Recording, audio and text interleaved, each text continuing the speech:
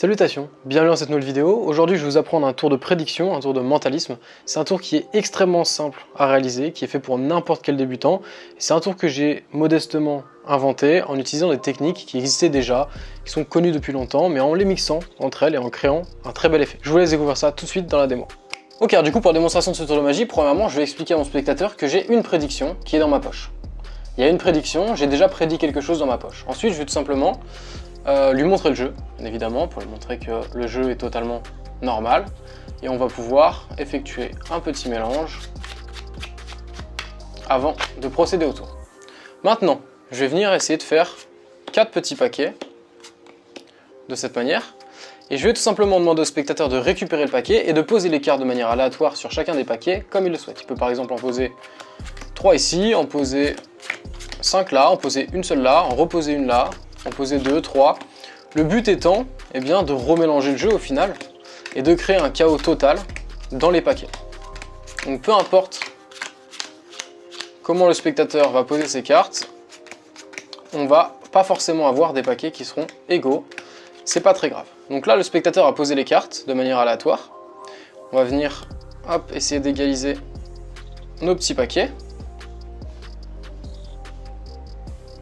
Et on va tout simplement demander à notre spectateur de regrouper les paquets comme il le souhaite. Alors il peut très bien poser celui-ci sur celui-ci, reposer lui et d'en faire un seul paquet. Donc admettons, pour que ce soit plus simple, on va faire comme ça, que le spectateur décide de placer les paquets de cette manière. Et maintenant, je vais lui redemander, cette fois-ci de faire 2 paquets, et pas forcément égaux, puisqu'il va pouvoir mettre les cartes comme il le souhaite. Ok. Donc le spectateur a refait 2 paquets, c'est lui-même qui a choisi le nombre de cartes qu'il mettait.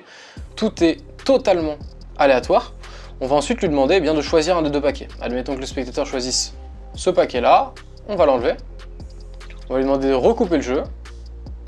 On va lui redemander de choisir un des paquets, choisit celui-ci, on va l'enlever. Il nous reste un seul paquet. Et maintenant, verdict, on va demander au spectateur de révéler la carte qui se situe sur le paquet. Bien évidemment une carte qui est totalement aléatoire puisque c'est lui qui a tout décidé. Et on est sur un 6 de carreau. Vous vous rappelez au début j'avais dit que j'avais prédit une carte dans ma poche.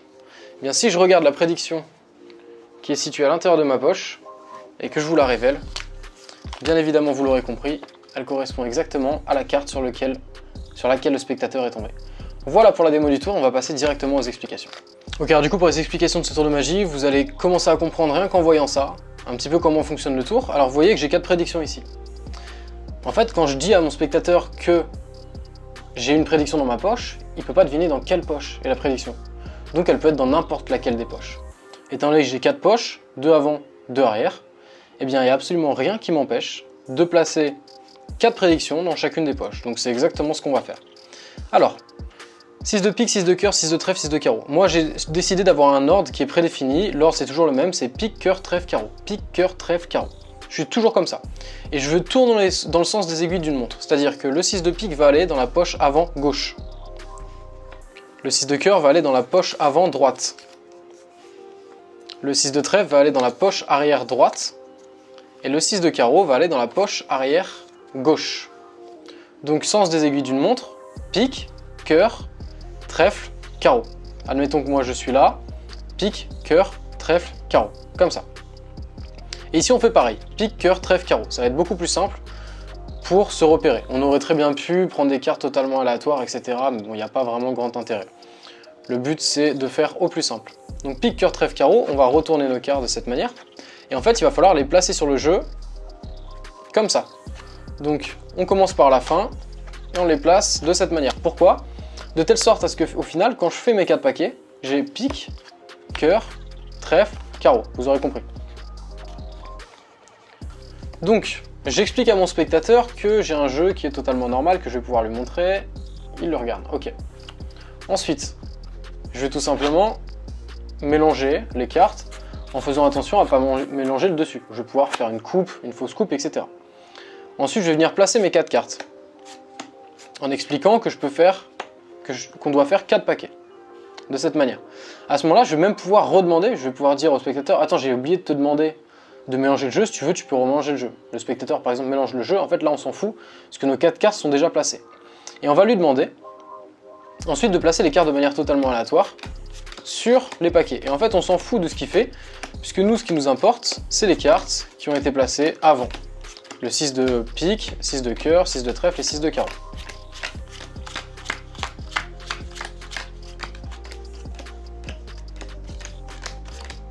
Donc le spectateur va disposer les cartes de manière totalement aléatoire, on va venir égaliser les paquets. Et là, ça va être sûrement l'étape la plus importante du tour. Donc ce qu'on sait, c'est qu'en dessous de chacun des paquets, en dessous de ce paquet, il y a le 6 de pique, en dessous de ce paquet, il y a le 6 de cœur, en dessous de celui-ci, le 6 de trèfle, et en dessous de celui-ci, le 6 de carreau. Donc quand on va lui demander de regrouper les paquets, il va falloir faire bien attention à quel est le paquet qui est en dernière position. Puisqu'on sait que la carte qui va être en dessous est la carte qu'on va devoir retenir. Donc si le spectateur fait hop, hop, hop, et que il a un paquet entier avec ce paquet-là qui est en dernière position, on sait qu'on va devoir retenir le 6 de carreau. S'il fait l'inverse, eh bien on sait qu'il va rester ce paquet-là, donc 6 de pique.